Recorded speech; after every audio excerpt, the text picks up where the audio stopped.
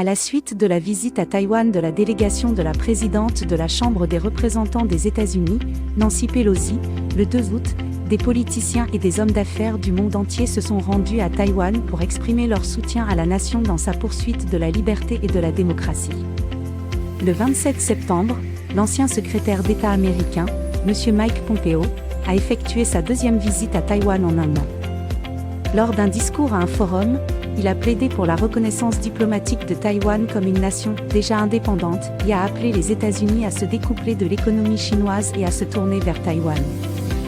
Au cours de son mandat de secrétaire d'État dans l'administration Trump, M. Pompeo a déterminé que le Parti communiste chinois, PCC, avait commis un génocide contre les Ouïghours à prédominance musulmane et d'autres groupes ethniques et religieux minoritaires au Xinjiang, exposant son véritable visage diabolique sur le scène internationale.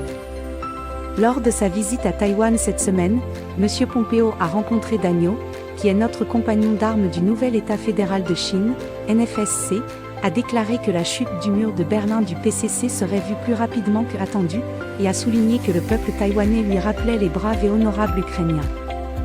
Les données montrent que près de la moitié du trafic mondial de porte-conteneurs passe par le détroit de Taïwan chaque année, et 88% des plus grands porte-conteneurs du monde en tonnage doivent naviguer dans ces eaux.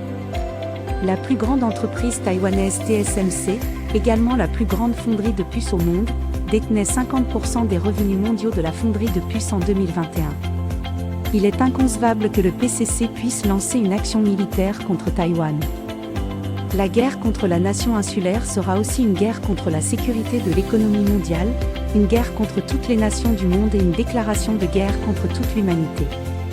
Et cela formera sûrement un rassemblement rapide des forces justes du monde et finira par accélérer le processus de renversement du PCC, la force la plus grande et la plus perverse des milliers d'années d'histoire de la civilisation humaine. M. Pompeo a encouragé les Taïwanais à avancer en raison de leur droiture et à devoir en être fiers. Nous sommes sur le point de détruire le Parti communiste, et chaque membre du nouvel État fédéral de Chine fait ce qu'il faut. Ensemble avec les forces de la justice dans le monde entier, nous détruirons le PCC.